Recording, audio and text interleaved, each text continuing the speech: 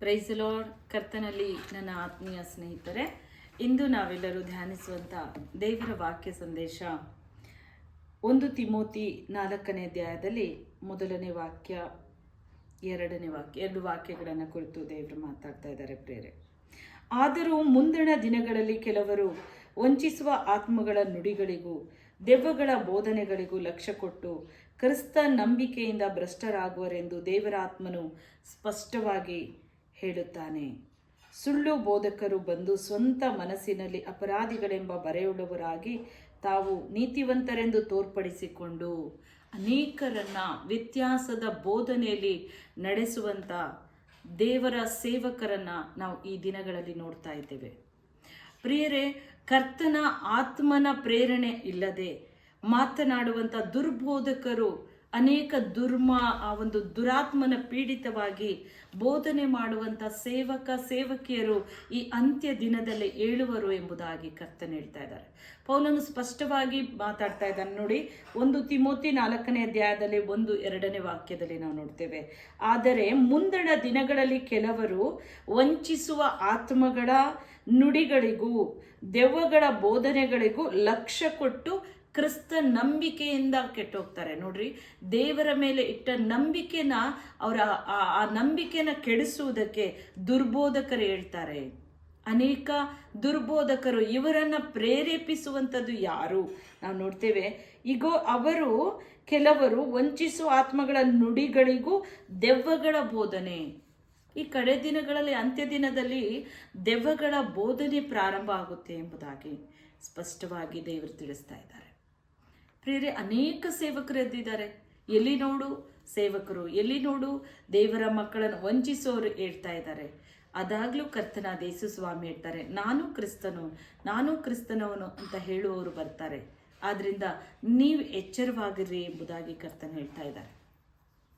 ಈ ಅಂತ್ಯ ದಿನದಲ್ಲಿ ದೇವರ ಮಕ್ಕಳು ಎಚ್ಚರವಾಗಿದ್ದು ಪ್ರಾರ್ಥಿಸೋರಾಗಿರ್ರಿ.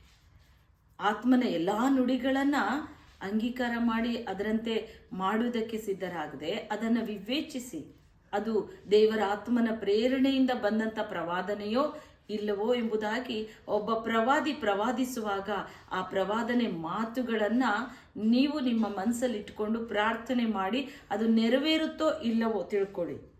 ಆ ಒಬ್ಬ ಸೇವಕನಲ್ಲಿ ದೇವರ ಆತ್ಮನಿದ್ದಾನೋ ಇಲ್ಲ ದುರಾತ್ಮನೋ, ಇದು ದೆವ್ವಗಳ ಬೋಧನೇನೋ ಇಲ್ಲ ಇವರು ವಂಚಿಸ್ತಾ ಇದ್ದಾರೋ ಇದು ಯೋಚನೆ ಮಾಡಿ. ಇದು ಕರ್ತನ ದೇವರು ಈ ಕಡೇ ದಿನದಲ್ಲಿ ದೇವ ಮಕ್ಕಳಿಗೆ ಒಂದು ತಿಳುವಳಿಕೆಯನ್ನ ಜ್ಞಾನವನ್ನ ಕರ್ತನ ಕೊಡ್ತಾ ಇದ್ದಾರೆ. ಯಾಕೆಂದ್ರೆ ಸ್ವತಃ ದೇವರು ನಮ್ಮ ಸಂಗಡಲೇ ನಮ್ಮ ಒಬ್ಬೊಬ್ಬರ ಸಂಗಡ ಕೂಡ ಆತನು ಮಾತನಾಡೋ ದೇವರಾಗಿದ್ದಾರೆ. ಅಪೋಸ್ತರ ಕೃತ್ಯದಲ್ಲಿ 2ನೇ ಅಧ್ಯಾಯದಲ್ಲಿ 17-18ನೇ ವಾಕ್ಯ ನೋಡ್ತೇವೆ. ಪರಿಶುದ್ಧಾತ್ಮ ಎಲ್ಲಾ ಮನುಷ್ಯರ ಮೇಲೆ ಕರ್ತನು ಕಡೆ ದಿನದಲ್ಲಿ ಸುರಿಸ್ತಾರೆ ಅಂತ. ಆ ಆತ್ಮನು ಬರುವಾಗ ಹೆಂಗಸರು ಗಂಡಸರು ಭೇದವಿಲ್ಲದೆ ಎಲ್ಲರೂ ಪ್ರವಾದಿಸ್ತಾರೆ, ಪ್ರವಾದನೆಗಳನ್ನು ನುಡಿತಾರೆ, ಎಲ್ಲರೂ ಆತ್ಮಭರಿತರಾಗ್ತಾರೆ. ಒಬ್ಬೊಬ್ಬರ ಮೇಲೂ ದೇವರ ಬೆಂಕಿ ಎಂಬ ನಾಲಿಗೆ ಅವರ ಮೇಲೆ ಒಬ್ಬೊಬ್ಬರ ಮೇಲೆ ಕುಳಿತುಕೊಳ್ತು.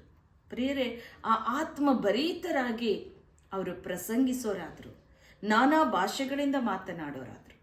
ಈ ದಿನಗಳಲ್ಲಿ ಕರ್ತನು ಅನೇಕವಾದಂಥ ಜನರಲ್ಲ ಮಧ್ಯದಲ್ಲಿ ಅವರು ಒಂದು ಏನೂ ಇಲ್ಲದಂಥ ಅಜ್ಞಾನಿಗಳಾಗಿರ್ಬೋದು, ಅನ್ಎಜುಕೇಟೆಡ್ ಆಗ್ಬೋದು, ಅವರು ಯಾವುದೇ ಆದಂಥ ವಿದ್ಯಾಭ್ಯಾಸ ಇಲ್ಲದ ಒಂದು ಜನರಾಗಿರ್ಬೋದು. ಆದರೆ ಕರ್ತನು ಹೇಳ್ತಾರೆ, ನಾನು ಕಡೆ ದಿವಸದಲ್ಲಿ ಎಲ್ಲ ಮನುಷ್ಯರ ಮೇಲೆ ನನ್ನ ಆತ್ಮ ಸುರಿಸ್ತೇನೆ.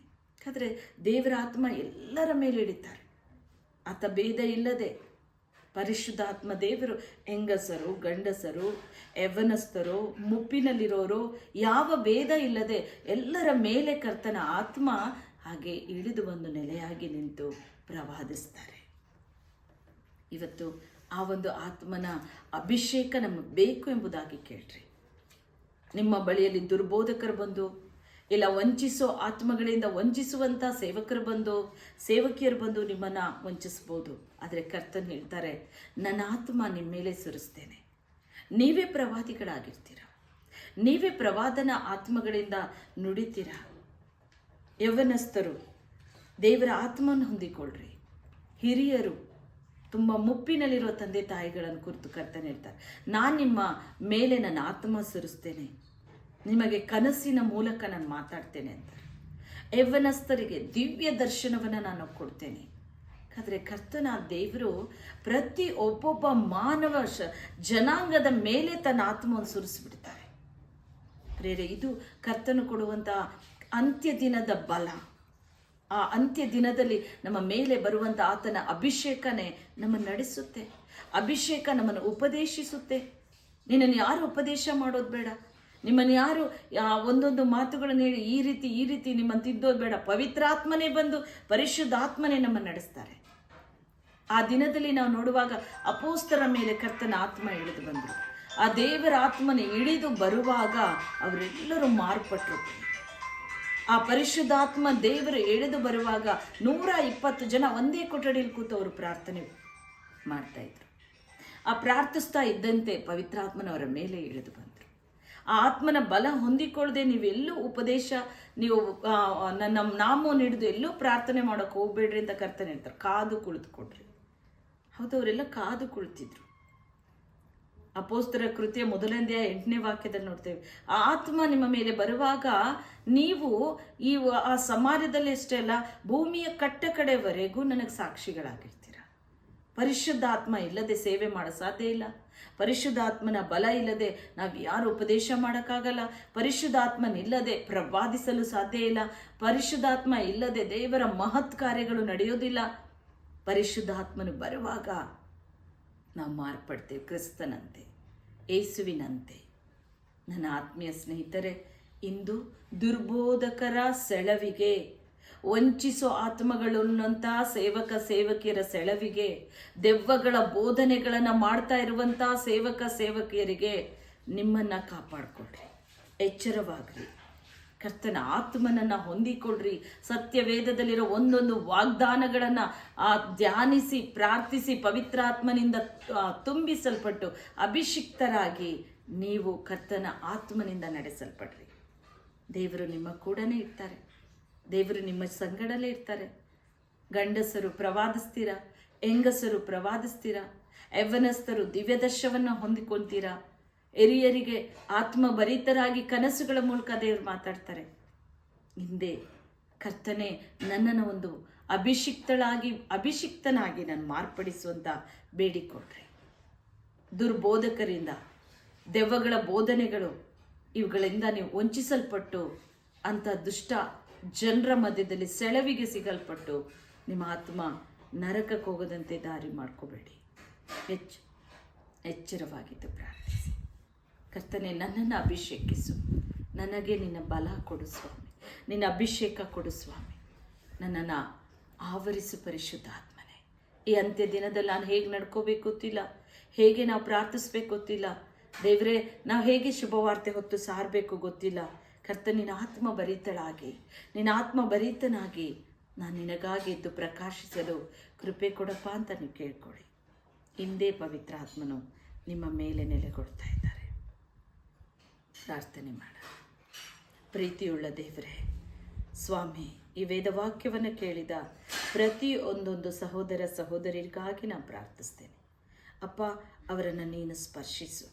ಈಗಲೇ ಅವರನ್ನು ಮುಟ್ಟು ಕರ್ತನೆ, ಮುಟ್ಟು ಸ್ವಾಮಿ. ಅಪ್ಪ, ಅನೇಕ ವಂಚಿಸೋ ಆತ್ಮವುಳ್ಳಂಥ ಸೇವಕಿಯರ ಹಾಗೆ ದೆವ್ವಗಳ ಬೋಧನೆಗೆ ಕಿವಿಗೊಟ್ಟು ಅಪ್ಪ, ಅವರು ನಿನ್ನಿಂದ ಸ್ವಾಮಿ ದೂರವಾಗ್ತಾ ಇದ್ದಾರೆ.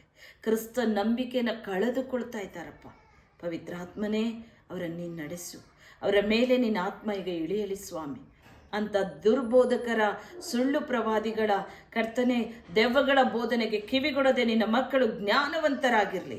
ಇಂದವರ ಮೇಲೆ ನಿನ್ನ ಪರಿಶುದ್ಧವಾದ ಆತ್ಮನ ಅಭಿಷೇಕ, ಸತ್ಯವುಳ್ಳ ನಿನ್ನ ಆತ್ಮನ ಅಭಿಷೇಕ ಅವರ ಮೇಲೆ ಇಳಿಯಲಿ ರಾಜ.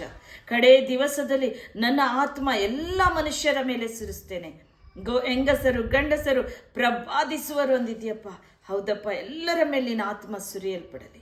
ಅಭಿಷೇಕಿಸು, ಅವರು ಪ್ರವಾದಿಸಲಿ ದೇವರೇ. ನಿನ್ನ ಅಭಿಷೇಕ ಅವರನ್ನು ಉಪದೇಶಿಸಲಿ ಅಪ್ಪ. ಅವರು ಎಂಥ ಸ್ಥಿತಿಗತಿಯಲ್ಲಿದ್ದರು, ದೇವರಾತ್ಮನೇ ಅವರನ್ನು ಮುಟ್ಟು ಸ್ವಾಮಿ.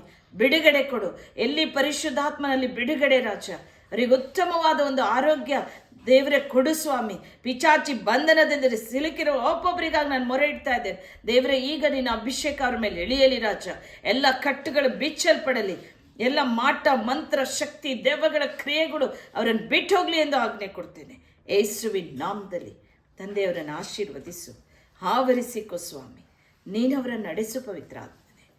ಜೀವವುಳ್ಳ ಯೇಸು ಕ್ರಿಸ್ತನ ನಾಮದಲ್ಲಿ ನಾವು ಬೇಡಿಕೊಳ್ಳುತ್ತೇವೆ ತಂದೆ. ಆಮೇನ್.